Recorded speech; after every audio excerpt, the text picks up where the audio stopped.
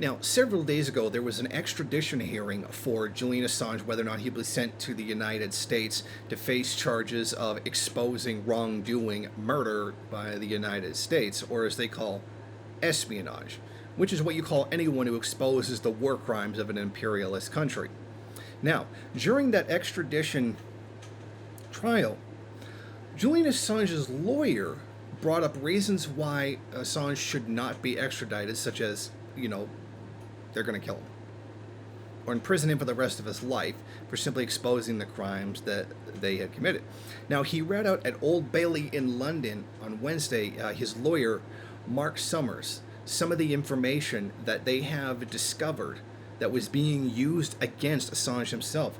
For example, they've showed that plans were made to poison or kidnap Julian Assange from the Ecuadorian embassy, and this was discussed between sources between U.S. intelligence and a private security firm that was working. It was the U.S. intelligence working with a security firm that was connected to the government, and they had extensively spied on the WikiLeaks co-founder, Julian Assange.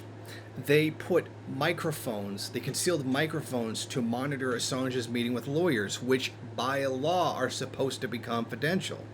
So there you go, you already have them, the defense, which would be the United States government, violating rights. But as they have already stated, foreigners do not have any rights under the law in the United States. And yet they demand those rights whenever an American gets caught doing something illegal in another country. Now, here's some really, really interesting stuff. They had planned to steal a diaper from a baby who had been brought on regular visits to the embassy.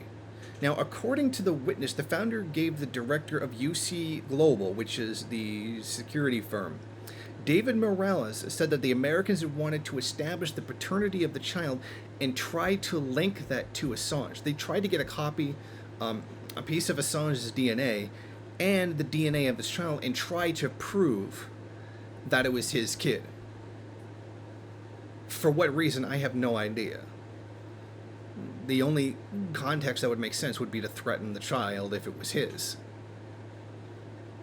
Other than that, it seems very strange.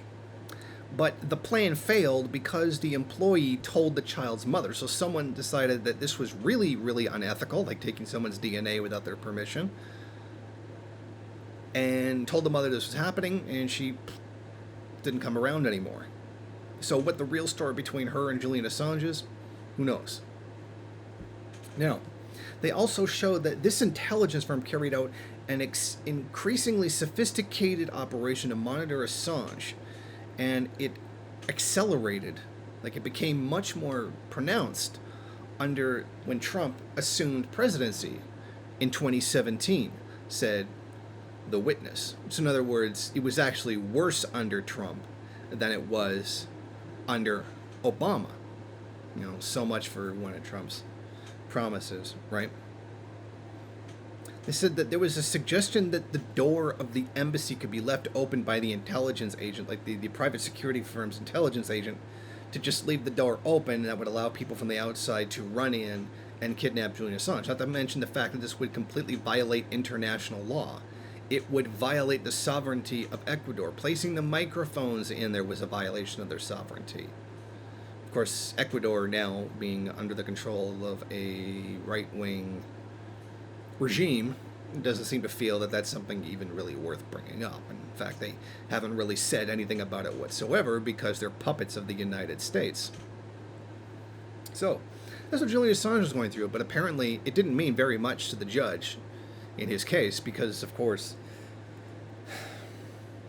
anyone who attempts to stand up to the United States, or at least the imperialist bloc in general, is someone who's going to be targeted. We found that with Chelsea Manning.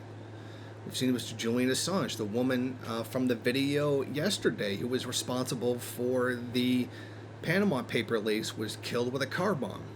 So in other words, being a journalist, I mean, like one of those really super elite journalists that really is holding power accountable for what they do, is an incredibly dangerous job, because you may end up dead, imprisoned for life, or, God forbid, going through what Julian Assange is going through right now.